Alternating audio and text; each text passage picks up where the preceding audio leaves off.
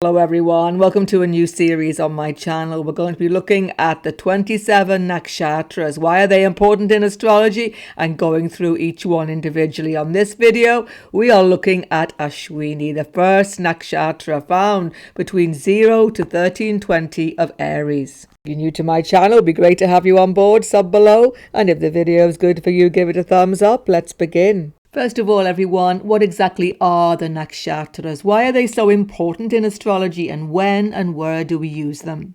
Put simply, the Nakshatras are the night sky, or the stars in the night sky, the constellations we see in our galaxy. They're actually linking us to the higher lokas and bringing our karmas down in a mystical way through the Nakshatra into the Rasi, into our life. Parashara has written, God has decorated the heavens with constellations like pearls on a dark steed. The light of the sun hides them in the day, and all knowledge of them is divined in the darkness of the night. The word nakshatra actually means protecting the night from destruction. What is being protected from destruction? Our minds.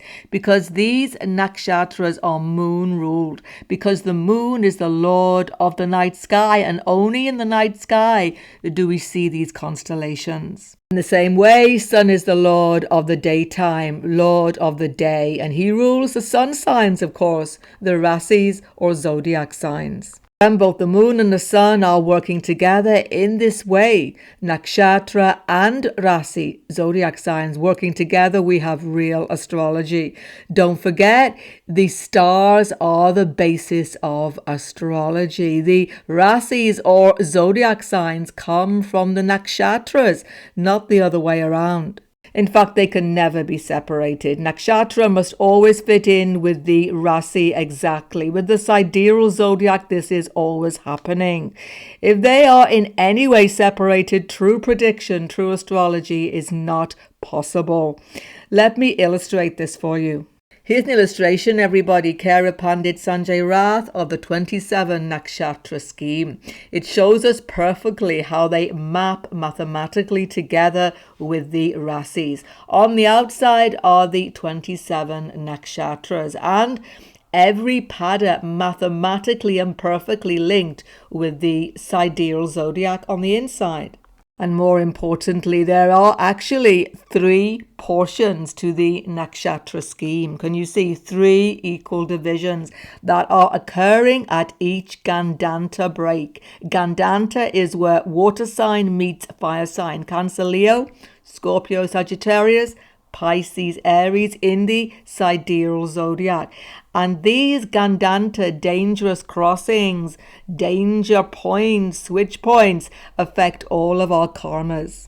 And this break, this threefold division of this nakshatra mandala is very important because it is relevant to our lives. First is the early childhood and adulthood portion of our lives. Second section is our middle adulthood. And third, late or old age.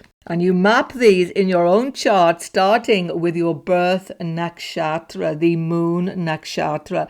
More than that, you can even make exact predictions of every single nakshatra and meaning in your life from your Janma Nakshatra. So many predictions can be made.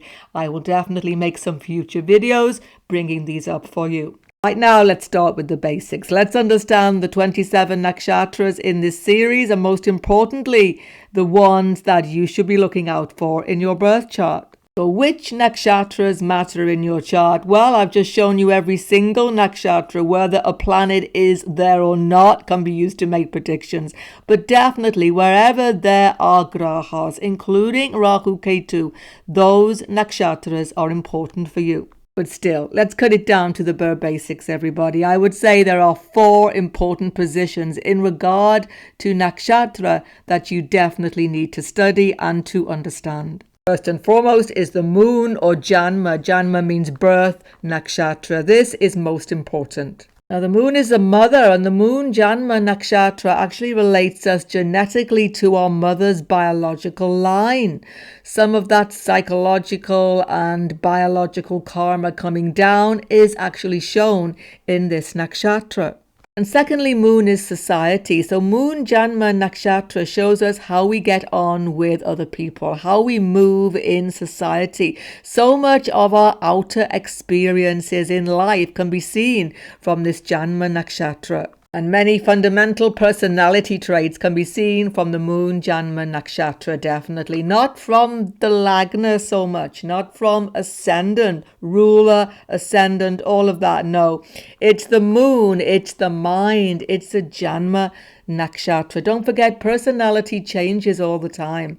As you get older, you'll see it clearly. Personality develops through life, changes just like the moon. So study your Lagna or Ascendant Nakshatra. This will show you how you integrate yourself with society as a physical body. What do you look like? How do you dress yourself? How do you present yourself to other people as a physical being? And how intelligent are you? Or more importantly, actually, what do you do with your intelligence? How do you make decisions? And very important, do not delegate understanding of the sun, of Surya or Ravi Nakshatra. This is so important.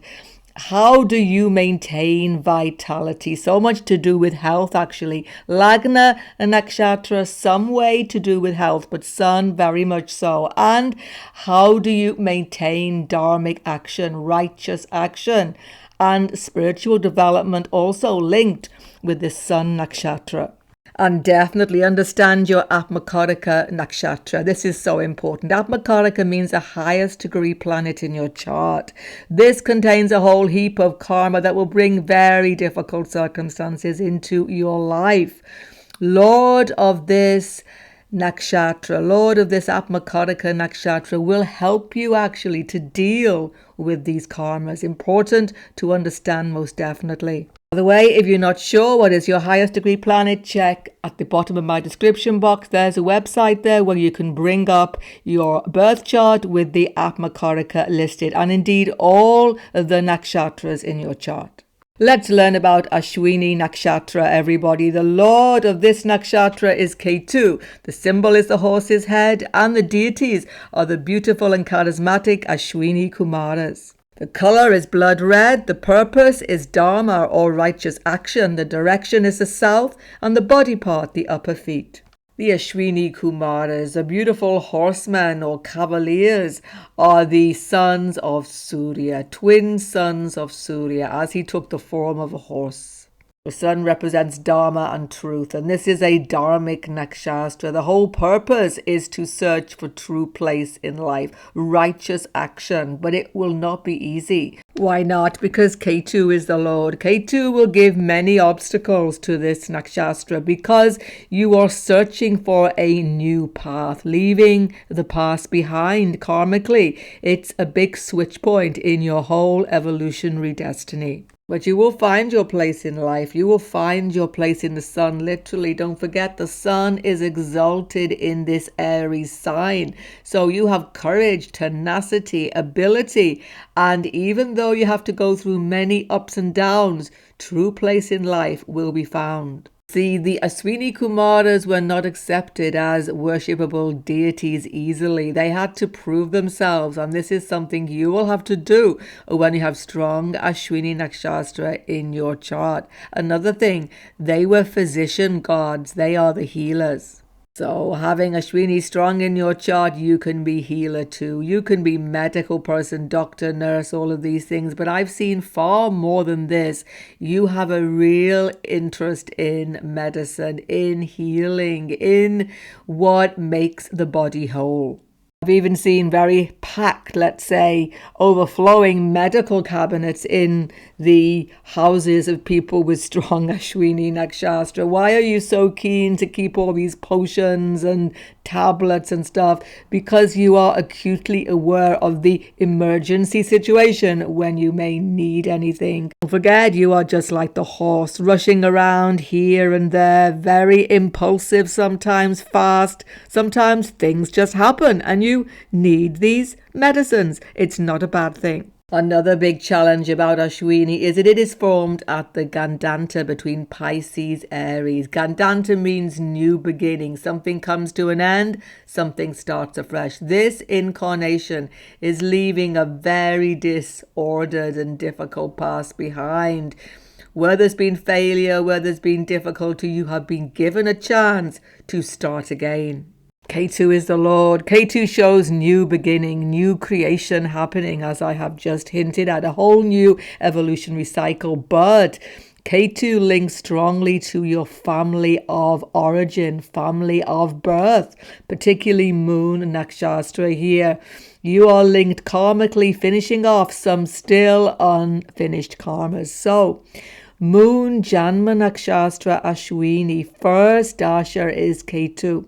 It depends how long that will actually go on, but childhood could be maximum 7 years of your life, right? You will feel like a misfit. You will feel like you just do not fit in. But Ashwini Nakshatra has abundant initiative, abundant courage. So many new starts happen in your life and you are always willing to drop the past, start again. And you will have to continually do this. Move away from the past many, many times in your life.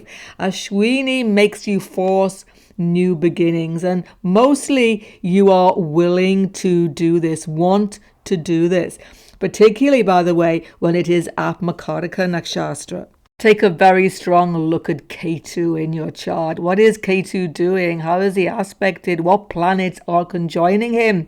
They will be very important dasha periods in your life, definitely. Especially Janma Nakshatra, Moon in this Ashwini. Watch for those K2 bhuktis, K2 antadashas. Childhood will be your Mahadasha K2, but after that, look for those K2 bhukti periods. They will bring you some major switch point where you have to say goodbye to things, people, but somebody new, somebody important, some new situation comes that is karmically very important for you. If your Lagna Nakshatra is here, you're a real go-getter, impulsive, courageous, always doing something different, pioneer, basically. But watch for that impulsivity. You are one step ahead of everybody, sometimes even one step ahead of yourself.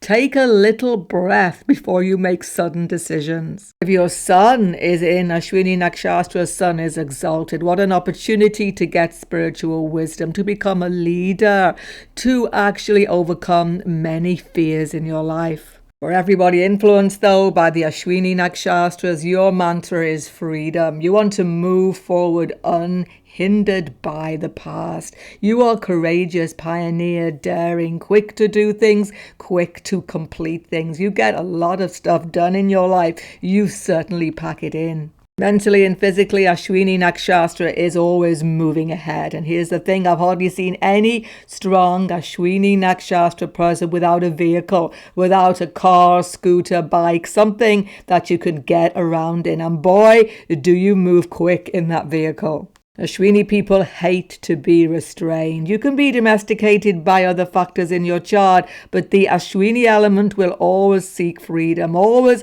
seek to be out exploring. In relationships, especially, Ashwini Nakshatra people are extremely magnetic, attracting people by your buoyant and zest for life personality. You have a definite attractive and magnetic quality. It's a nakshatra full of vitality, full of rejuvenation. Whatever your age, there is a youthfulness about anybody strongly influenced by Ashwini. There's a downside to this nakshatra personality-wise and in how you deal with life. It can be ego. Ego is strong here because sun is exalted naturally. It doesn't matter what we are seeing here. Moon Nakshatra, Lagna Nakshatra, there is a very strong ego. There can be a little bit of selfishness, especially when afflicted. Something to be aware of. Because you are so swift and daring, and basically you will actually go where eagles fear to tread, etc. A little bit of contemplation occasionally, time alone to think things through. Take that time. It can benefit you. Hope the video was instructive to you. Look forward to your comments. Don't forget to sub below if you're new. Goodbye for now and God bless everyone.